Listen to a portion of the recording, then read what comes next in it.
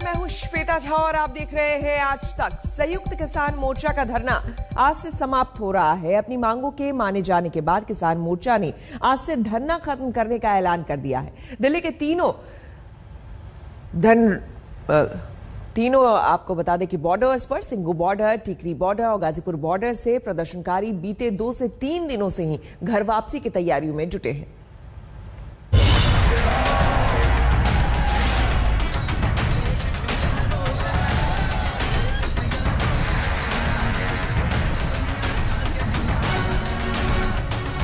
घर वापसी से पहले किसान मोर्चा के समर्थकों का यह जश्न है। दिल्ली के बॉर्डर्स पर 1 साल से ज्यादा का संघर्ष करना पड़ा, लेकिन जब सरकार झुक गई तभी आंदोलन स्थगित करने का ऐलान हुआ है। देशभक्ति गीतों पर तमाम जो किसान हैं वो यहाँ पर गाजीपुर बॉर्डर पर आपको थिरकते हुए नजर आएंगे। जश्न मनाते हुए किसान जो है वो नजर आ रहे हैं। लगभग 1 साल 15 दिन तक किसानों की ये लड़ाई जो है वो दिल्ली के अलग अलग बॉर्डर पर कृषि कानून को लेकर के चलती रही और अब जब कृषि कानून वापस हुआ उसके बाद यहाँ पर आज जश्न की जो रात जो है वो यहाँ पर मनाई जा रही है। किसान यहाँ पर जो है वो डांस करते हुए नजर आ रहे हैं। तमाम जो किसान हैं वो यहाँ पर नाच रहे हैं, थिरक रहे हैं। आज जश्न की रात, क्योंकि कल आखिरी दिन है, इसके बाद आप गांव चले जाएंगे अपने वापस। आज जश्न की रात बिल्कुल बिल्कुल बहुत जश्न मना रहे हैं भैया। किसान आज वो खुशी किसानों से संभाली नहीं जा रही है। जो किसानों ने बरसात, ठंड, गर्मी, हर मौसम यहाँ बॉर्डर पर सड़कों पर रातें गुजार कर, बहुत ज्यादा खुशी है। आप मतलब शब्दों में बयान नहीं करी जा सकती। आप देख सकते हैं कितना उत्साह है सब में। बहुत खुश हैं किसान, आज बहुत खुश हैं। हाँ जी, खुशी, इतना माहौल है खुशी का, इतना माहौल। साड़ा एक इतिहास बन गया दुनिया में, इतना लंबा इतिहास बन गया। हमारे बच्चे, पोते, पड़पोते भी याद करेंगे कि एक ऐसा आंदोलन हुआ था दुनिया में, किसानों ने कमाल करके दिखा दिया। हम दिल्ली आ गए, मोदी जी तेरी तोप करे, हम दिल्ली आ गए। आंदोलन में शामिल रहे लोगों का जोश इसलिए भी हाई है क्योंकि संयुक्त किसान मोर्चा ने किसान हकों की लड़ाई जारी रखने का तेवर दिखाकर धरने को समाप्त किया है। जबकि सरकार ने तीनों कृषि कानून को रद्द करने की प्रमुख मांग के साथ अन्य मांगों को माना है। एमएसपी पर सरकार ने जिस कमेटी को बनाने का ऐलान किया है उसमें केंद्र और राज्य सरकारों के प्रतिनिधियों के अलावा संयुक्त किसान मोर्चा के सदस्य खास तौर पर शामिल होंगे। 1 साल के धरने के दौरान यूपी, हरियाणा, हिमाचल प्रदेश, उत्तराखंड और मध्य प्रदेश में दर्ज मुकदमों और केंद्र की एजेंसियों द्वारा दर्ज केस वापस लेने का भरोसा मिला है। हरियाणा और यूपी सरकार ने मुआवजे पर सैद्धांतिक सहमति दी है और पंजाब सरकार ने इसका ऐलान किया है। पराली जलाने पर बनने वाले कानून में किसानों पर आपराधिक मुकदमे दर्ज नहीं करने के प्रावधान होंगे। जाहिर तौर पर किसान मोर्चा के नेताओं के दोनों हाथ में लड्डू होने की कहावत फिट बैठ रही है और यहाँ से मिली जीत किसान राजनीति को नए ढंग से सामने भी रख रही है। 12, 13, 14 उम्मीद है कि 15 तारीख तक जाके मोर्चे खाली होंगे सारे। तो 3-4 दिन का लग जाएगा समय? हाँ लग जाएगा, इतने क्योंकि इतना सामान है, ये है, लोग जाएंगे, इनको लेकर जाएंगे, पढ़ने पड़ेंगे, तो बहुत सा वो है। तो लोग शुरू करेंगे कि अब शुरू हो जाएगा तो 2-3 दिन 4 दिन जो भी लगेगा अब लग जाएगा। वैसे इस अंदाज के साथ संयुक्त किसान मोर्चा के लिए 1 साल में मिली ताकत को बरकरार रखने की चुनौती भी होगी। यहाँ हासिल हुई एकजुटता को संजो कर भी रखना होगा। शायद इसीलिए सरकार की नीतियों की समीक्षा करते रहने का शिगुफा भी छोड़ा गया है। सुशांत मेहरा के साथ आज तक ब्यूरो। हम रुक करेंगे अगली खबर का। पूरा देश गमगीन है, आंखें नम है और दिल में गर्व है देश के उन सच्चे सिपाहियों के लिए जो हमें यूं ही अलविदा कहकर चले गए। शुक्रवार को जनरल बिपिन रावत को अंतिम विदाई दी गई। उनका पार्थिव शरीर पंचतत्व में विलीन हो गया। दोनों बेटियों ने मां मधुलिका और पिता जनरल बिपिन रावत को मुखाग्नि दी और देश ने सच्चे सिपाही को आखिरी सलाम किया।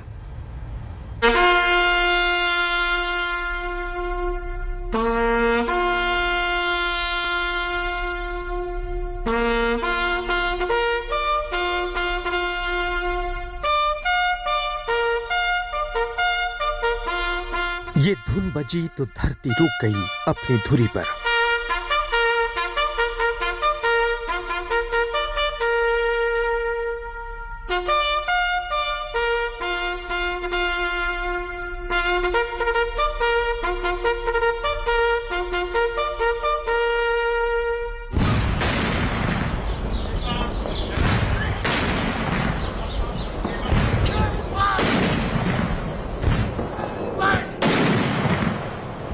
तोपों ने सलामी की तो सीना गर्व से चौड़ा हुआ, लेकिन आंखें गीली हो गई।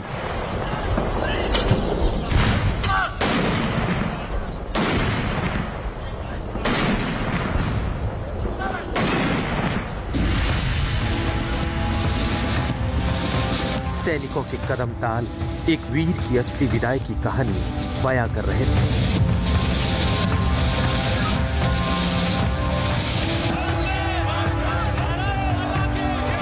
भारत माता की जय और जय हिंद के नारों से आसमान गूंज रहा था।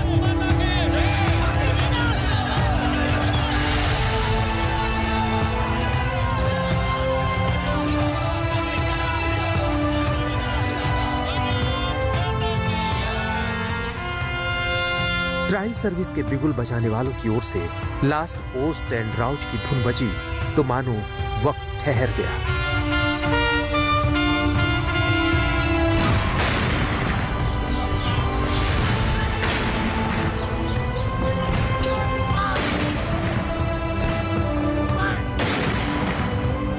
सत्रह तोपों की सलामी और परिवारजनों की ओर से मुखाग्नि देने के साथ ही देश का ये बहादुर जवान पंचतत्व में विलीन हो गया, लेकिन अमर कर गए अपनी गौरव गाथा।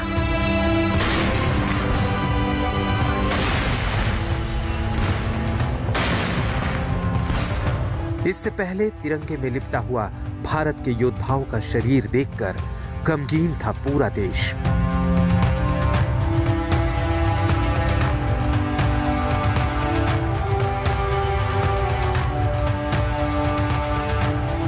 जिन्होंने संभाला देश को खून से सींच गए अंतिम बार भी। बस हर कोई अंतिम बार देखना चाहता था अपने योद्धा को।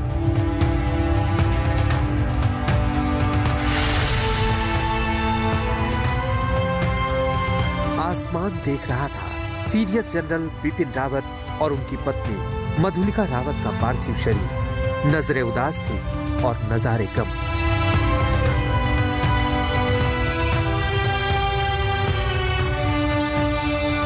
क्या आम क्या खास, हर कोई देश के बहादुर जाबाज के अंतिम दर्शन करना चाहता था। परिवार हिम्मत बांधे खड़ा था, मगर देश शोक की लहर में डूबा था।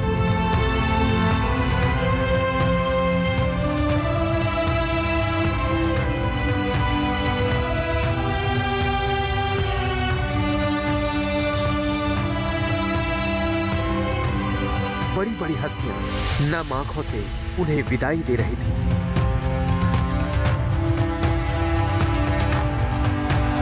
ये पल बेहद भावुक करने वाला था, कलेजे को चीर देने वाला।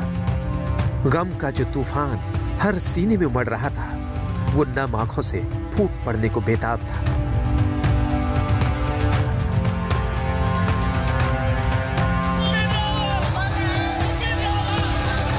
देश का वो सपूत तिरंगे में लिपटकर अंतिम यात्रा पर निकला था, जिसने सेना को आधुनिकीकरण और तीनों सेनाओं के समन्वय का अध्याय लिखा था।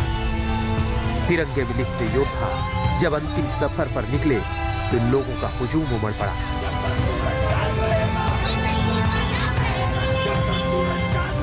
तीन कामराज मार्ग से बरार स्क्वायर श्रद्धांजलि से अंतिम यात्रा और अंतिम संस्कार तक तीनों सेनाओं के 800 जवानों और अधिकारियों को जनरल रावत को विदाई देने की जिम्मेदारी सौंपी गई।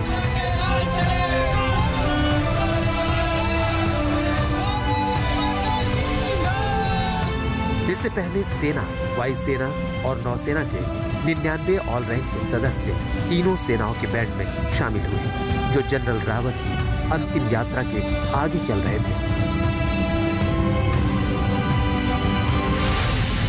वहीं इतनी ही संख्या में चल रहे तीनों सेना के जवान रियस स्क्वाड का हिस्सा थे।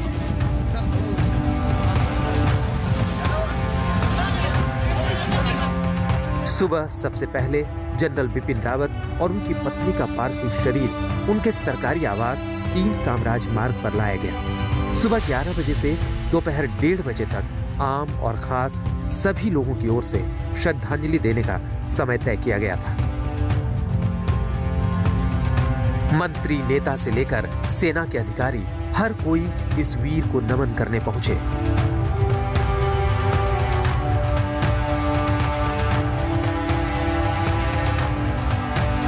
सीडीएस बिपिन रावत को श्रद्धांजलि दी, जिसके बाद बिपिन रावत तिरंगे में लिपटकर अपने अंतिम सफर पर निकल गए। सूरज की किरणों ने झुककर चूम लिए लालों के ललाट।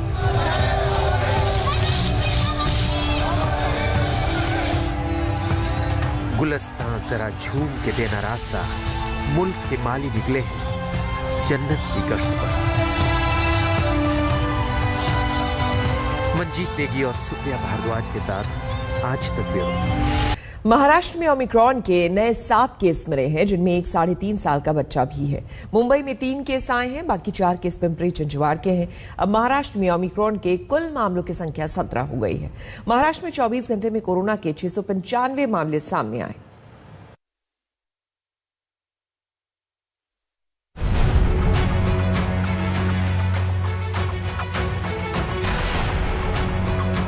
महाराष्ट्र में ओमिक्रॉन वेरिएंट तेजी से पैर पसार रहा है। आज मुंबई में ओमिक्रॉन के 3 नए मामले और मिले हैं।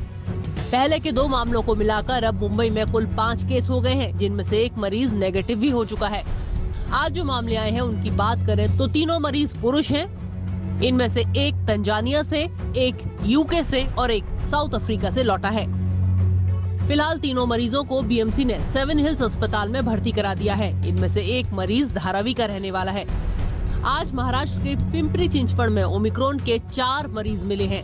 ये लोग विदेश से नहीं लौटे हैं, बल्कि नाइजीरिया से आई एनआरआई महिला के संपर्क में आकर संक्रमित हुए हैं। इनमें से एक मरीज 3.5 साल का बच्चा है और एक मरीज को हल्के लक्षण हैं। कुल मिलाकर महाराष्ट्र में अब ओमिक्रॉन वेरिएंट के 17 मरीज हो गए हैं। पुणे जिले में पहले ही 7 मरीज थे। आज जो मरीज मिले हैं उन्हें जोड़कर 11 मरीज हो गए हैं। महाराष्ट्र के पुणे में ओमिक्रॉन के सबसे ज्यादा मरीज हैं, पर राहत की बात यह भी है कि पुणे कुछ उन चुनिंदा शहरों में है जहां 100% आबादी को कोरोना की पहली वैक्सीन लग चुकी है। यहां 90% को दूसरी डोज भी लग चुकी है। बचे हुए लोगों को भी वैक्सीन लग जाए, इसके लिए प्रशासन ने यहां वैक्सीन की प्रक्रिया और तेज कर दी है। ओमिक्रॉन के संक्रमण के बाद से भी लोग थोड़ा जागरूक हुए हैं। पिछले कुछ दिनों में वैक्सीन के लिए आने वाले लोगों की संख्या भी बढ़ी है। ओमिक्रॉन का जो वायरस का जो डर लोगों के दिल में था, वो उसकी कुछ जरूरत नहीं है कि उसका इतना घबराने की जरूरत नहीं है। वैक्सीनेशन ये एक ही इलाज है। मैं हर लोगों को एक आह्वान करना चाहता हूं कि वैक्सीनेशन ये बहुत अच्छा है कोरोना के अगेंस्ट लड़ने के लिए। महाराष्ट्र में ओमिक्रॉन के मरीजों की संख्या बढ़ रही है। ऐसे में बीएमसी ने भी वैक्सीनेशन को रफ्तार देने के लिए अपनी कमर कस ली है। बीएमसी वैक्सीन लगाने के लिए मुंबई के अलग अलग इलाकों में एक मोबाइल वैन लेकर जा रही है, ताकि वो लोग जो किसी वजह से वैक्सीन लगवाने नहीं जा पा रहे हैं वो आकर वैक्सीन लगवा लें। मुंबई से मुस्तफा शेख और पुणे से पंकज खेलकर के साथ आज तक। और अब खबर कोरोना वैक्सीन के बूस्टर डोज को लेकर चल रही बहस पर। सरकार ने बूस्टर डोज को लेकर कोई भरोसा तो नहीं दिया, लेकिन ये जरूर कहा है कि एक्सपर्ट कमेटी इस पर विचार कर रही है। भारत में बूस्टर डोज पर उधेड़ बुन ही चल रही है, जबकि WHO ने कम से कम एक खास वर्ग के लिए बूस्टर डोज लगाने की सलाह दे दी है।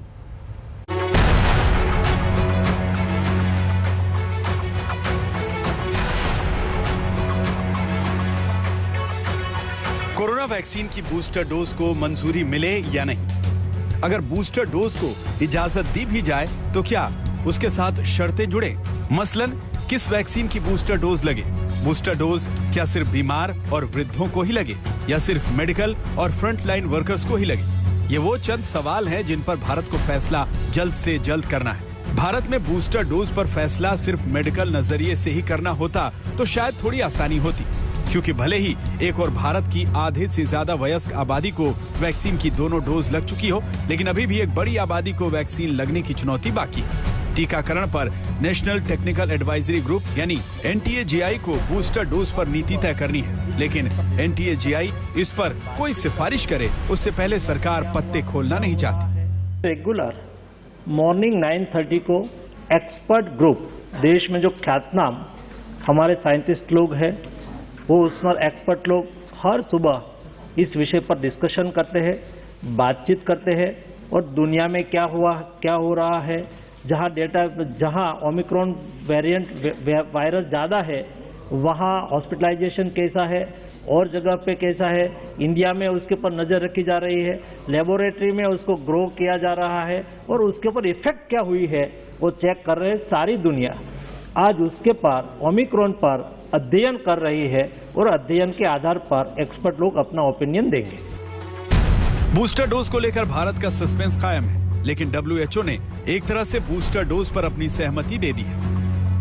WHO ने साफ कहा है कि जिनकी प्रतिरोधक क्षमता कमजोर है, यानी जिन्हें स्वास्थ्य संबंधी समस्याएं हैं या जिन्हें इनएक्टिवेटेड वैक्सीन लगवाई गई हैं, उन्हें बूस्टर डोज दी जानी चाहिए। इनएक्टिवेटेड वैक्सीन का मतलब होता है ऐसी वैक्सीन जिन्हें कोविड वायरस को निष्क्रिय करने के लिए तैयार किया गया। भारत में भारत बायोटेक की कोवैक्सीन और चीन की सिनोवैक ऐसी ही इनएक्टिवेटेड वैक्सीन हैं, जिन्हें WHO ने मंजूरी दे रखी है। भारत के नजरिए से राहत की बात ये हो सकती है कि भारत में अब तक लगी 131 करोड़ से अधिक वैक्सीन डोज में सिर्फ 14 करोड़ से अधिक डोज ही कोवैक्सीन के हैं। लेकिन जब भारत समेत 57 देशों में फैल चुके ओमिक्रॉन वेरिएंट के खतरे का अंदेशा बरकरार है, तब बूस्टर डोज पर जल्द फैसला लेने की जरूरत है। और WHO ओमिक्रॉन के मद्देनजर देशों को अपनी वैक्सीन नीतियां तैयार करने के लिए आगाह भी कर रहा है।